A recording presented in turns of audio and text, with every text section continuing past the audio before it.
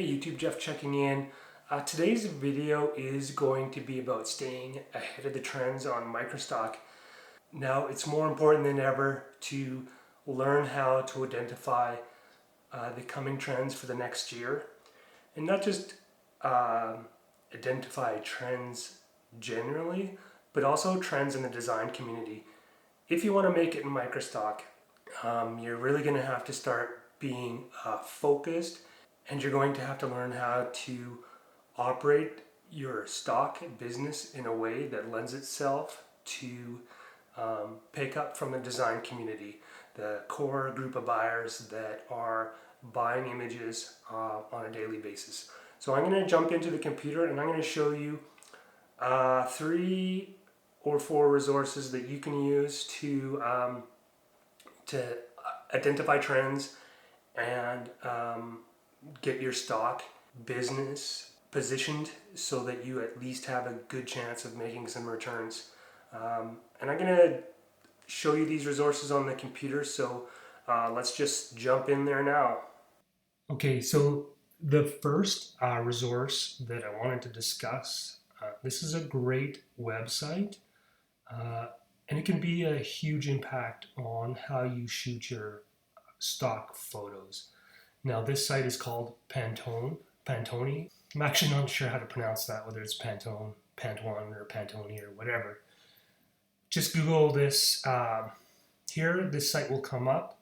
And what this basically is one of the premier sites on color. And one of the things that it's super useful for is for learning about and identifying color trends for the coming year.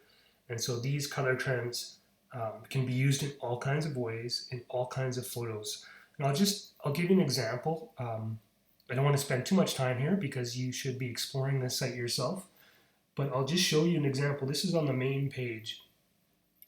There is a section called Color Intelligence, and it's the top reports here, or the first 3 are reports on color. So you have Fashion Color Week Trend Report, Color Trend Alert, and then Color Trend Institute. But these are the first 2 that I wanted to talk about here. So if you're shooting individuals, if you're shooting people, models, this is a great report to find out what the color trends will be in the 2020-2021 years, right? If you're just looking more generally for colors and what colors are going to be popular with designers in the coming year, then this is a great general article on colors. So this was published April 13th, 2020, so it's very up to date. Shows you the palettes that will be popular with designers in the home. So using food photography, using architecture, indoor photography, or else outside the home. These are the kind of peaceful and nurturing hues that you want to include in your stock images. Now, the other thing, you can also keyword search this site, and for example, color trends. It'll give you lots of different lots of different articles on color trends. Of course, you don't have to necessarily buy anything here, but it's a great place just to browse and look to try to see what's coming up. And here, right on their main page, they have the trend colors on their website, and these are the photographs that you want to have in front of designers coming into this year. Okay, so this is a great site, and one I recommend that you try out. Okay, so the next thing that I want to show you was just general design trend blogs. Now, if you just keyword search on Google or any other search engine, design trends, you'll get a whole set of results with blogs that provide insights into design trends for general purposes, but more importantly for our purposes, for specific time periods. So when you're looking for the current trend or the next trend, it's a great way to identify and find resources on what those trends are going to be. Now, I could type in 2020 as well. I could look at graphic design trends, interior design, web design.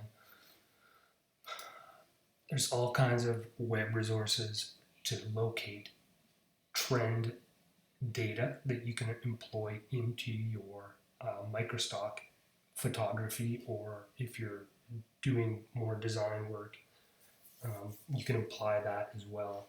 So I'm just going to click on the first one on the list, and I'll just show you. This one has 8 graphic design trends for 2020. Shows you color palettes, color gradients, illustrations, fonts, even stock photos. So here we have a statement that genuine and neutral stock photos will be in demand in 2020 by designers. Minimalism. And then look at these color palettes here. These tones are the same tones as we saw on the Pantone site, or Pant1, or whatever that is. And so that's really what you want to look at when you're sitting down to develop your Microstock shooting strategy for the upcoming year. This is the kind of focused, business-like approach to Microstock that separates the Microstockers that make money with the Microstockers that don't. So get into the habit of looking at these resources, identifying them when they come out. This one is out on October 2019, so put that in your workflow. October, November, sit down, identify the coming trends for the next year in design, start shooting that so you have photos in place come January that hit the trend. All right, so now we're going to move on to our next discussion point. Okay, so the third resource that I wanted to discuss was YouTube. Surprise, surprise. Now, where I'm at is I'm at the Adobe Creative Cloud channel on YouTube. And what I've done is there's a ton of videos, resources for people that use Adobe Cloud based apps. So what I've done is I've searched Creative Cloud and just typed in stock. And this narrows down the videos to resources that will help you sell stock on Adobe Stock. Now, generally it's important to think about the specific site. I don't think that a sort of generalist approach to all sites works. I've said that before in my videos, where I feel you need to focus your efforts in a way that will work for a specific site. And that's why it's hard to be on every site. And I also wanted to plug Adobe, since I'm currently, shaming Shutterstock. So I've avoided providing Shutterstock resources for now. Anyway, there are a bunch of resources on Adobe Stock that you can use to help gear yourself to producing content that sells. And just wanted to show you, for example, this video here, 2020 Creative Trends from Adobe Stock. So here they're actually giving you a sense of what to do in 2020 from their own designers. And there are a whole bunch of different things here that you can look at. You see the muted and sort of calming color palettes here. So these resources all tie together. And this is a 2-minute video for you to scroll through just to get a sense of what's out there. So don't neglect the resources provided to you by the stock sites, because they know what they want and they can guide you in a way that will help you sell photos. Okay, so let's move on to the last topic. Okay, the last topic that I wanted to discuss was general societal trends.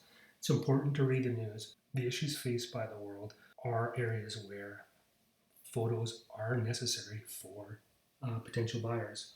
So, the pandemic, the COVID-19 pandemic is an obvious example. That's a source of editorial and stock images. Tons of buyers need them. Social distancing, there's all kinds of ways to mine what's going on in the news. Diversity, inclusion. Um, there's just so many ways to work with those societal trends. Now, if you're smart, you'll also adapt those to what designers are looking for. So, for example, if you're looking at pandemic images that are stock oriented, you would create images with muted tones and soft color palette. So that's how you work those two images or those two styles together. The other thing I just want to quickly show you is the New York Times 52 Places to Go in 2020. There's a ton of media outlets that have resources like this, and so I'm not endorsing the New York Times. I'm just suggesting this as an example.